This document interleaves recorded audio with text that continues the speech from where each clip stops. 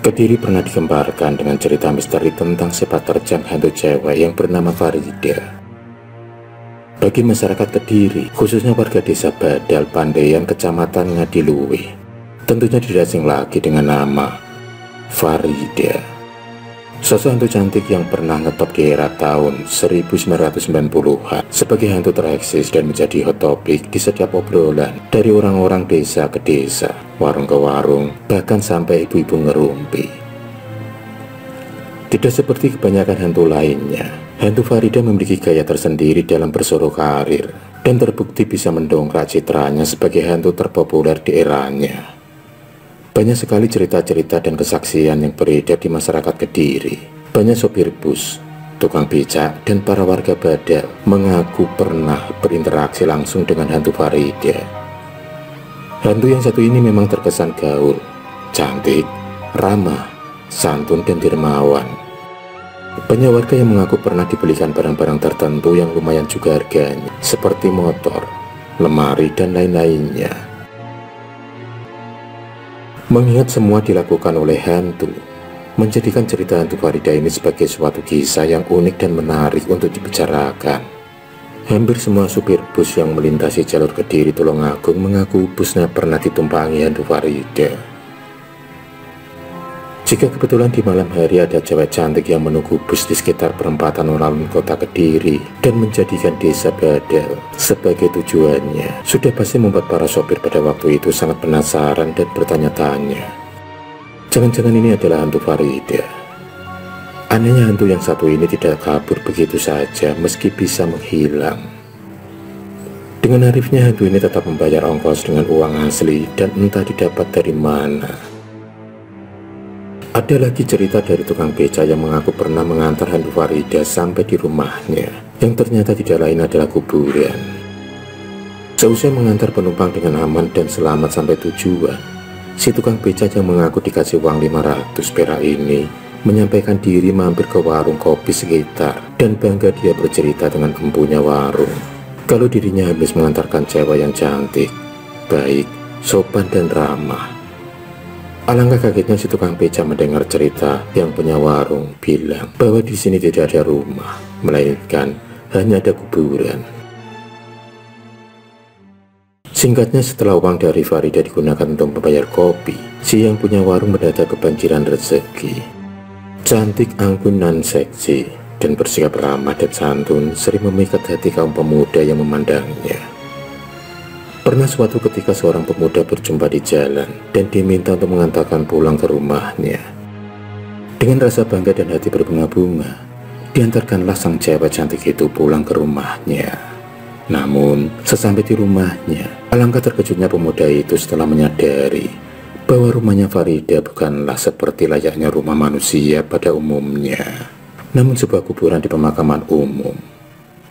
Kuburan Jaten. Dan lebih parahnya lagi, pernah juga ada rombongan keluarga dari Jakarta datang ke desa Badal mencari Farida dan keluarganya dengan maksud akan melamar Farida yang ngakunya kenal Farida di Jakarta dan diberi alamat lengkap olehnya. Alangkah terkejutnya setelah rombongan keluarga dari Jakarta itu sampai di desa Badal dan diberitahu oleh warga desa setempat bahwa Farida bukanlah bangsa manusia, namun sosok makhluk halus yang menghuni lokasi pemakaman umum yang memang memiliki hobi yang agak unik. Farida juga sering menampakkan diri naik Vespa berwarna putih, terkadang naik mobil sedan warna putih, berpakaian warna putih, atau pakai ikat rambut putih. Namun masyarakat setempat sudah hafal kalau itu adalah Farida. Banyak juga warga Badal yang mengaku pernah menerima kiriman barang seperti material bangunan, sepeda motor, mebel, lemari, maupun barang-barang elektronik lainnya. Padahal mereka tidak memesannya apalagi membelinya. Dan setelah usut diusut, semua itu sudah tinggal terima saja. Semua sudah terlunasi atas nama Farida. Mitos mengenai hantu Farida ini memang begitu fenomenal, terutama di daerah Badal Pandaian dan sekitarnya. Siapakah sebenarnya sosok Farida itu? Dari mana asalnya? Dan apa penyebab kematiannya? Dan benarkah jasadnya terdapat di pemakaman Badal Pandaian? Semua pertanyaan tersebut tidak pernah terjawab secara pasti karena ada sebagian cerita mengenai asal, penyebab kematian, serta hal lain menyangkut Farida yang beredar. Hingga ada sebuah acara di salah satu stasiun televisi lokal yang mengungkap mengenai mitos tersebut yang tayang pada tanggal 16 April tahun 2014. Acara tersebut merupakan acara jalan-jalan yang fokus untuk mengungkap berbagai mitos gaib di berbagai tempat, seperti acara Dua Dunia yang ditayangkan di salah satu stasiun televisi swasta berbasis nasional. Metode yang digunakan yaitu terdapat beberapa orang sebagai mediator yang nantinya akan dirasuki oleh arwah-arwah dengan bantuan seorang pakar, sehingga nantinya bisa menjawab pertanyaan yang dilontarkan. Abah Munir, seorang praktisi supranatural yang berasal dari Nganjuk, mulai beraksi. Diawali dengan mediator pertama yang dirasuki siluman ular. Sosok itu juga sering mengganggu masyarakat. Beberapa pertanyaan pun dilontarkan, namun tidak terdapatkan informasi mengenai Farida. Akhirnya mediator pun disadarkan. Sebelum disadarkan, Abah Munir meminta siluman ular itu untuk tidak lagi mengganggu masyarakat dan dijawab, "Sing penting ojo digawe mesum. Yang penting jangan berbuat mesum." Menurutnya daerah sekitar pemakaman sering digunakan sebagai tempat berbuat mesum. Kemudian dilanjutkan pada mediator yang kedua yang terlihat begitu kesakitan. Dia tidak dapat bergerak.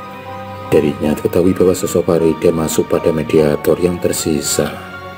Yang ditunggu-tunggu pun tiba, yakni menuju pada mediator yang terdapat sosok Farida di dalamnya. Berbagai pertanyaan pun dilontarkan. Ternyata nama Farida bukanlah nama aslinya. Ketika Abah Munir menanyakan siapa nama aslinya, dia hanya bisa membisikkan karena tidak mau orang-orang mengetahui nama aslinya. Dia pun sebenarnya bukan warga daerah itu. Penyebab meninggalnya yaitu karena dibunuh oleh Belanda. Jasad sebenarnya tidak berada di pemakaman itu. Mungkin pada waktu itu jasadnya dihanyutkan di sungai. Oleh karena itulah arwahnya menjadi gentayangan, dan salah satu penghuni pemakaman di Badal Pandian mengajaknya tinggal di pemakaman tersebut. Mengenai kiriman-kiriman material bangunan maupun barang-barang lain, Farida mengiyakan kalau semua itu memang ulahnya. Alasannya karena dia ingin diperhatikan. Untuk semua itu dia tidak menginginkan timbal balik dari orang yang menerima kiriman darinya.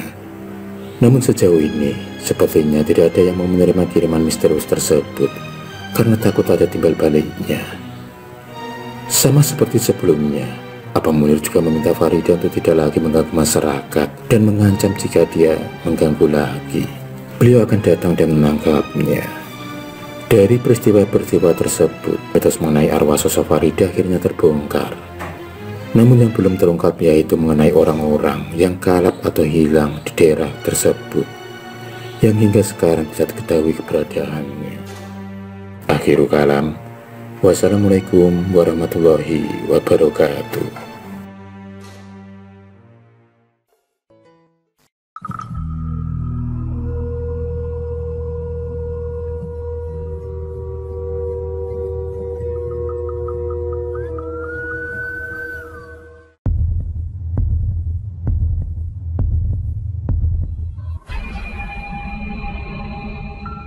Terima kasih sudah menonton video cerita bergambar ini.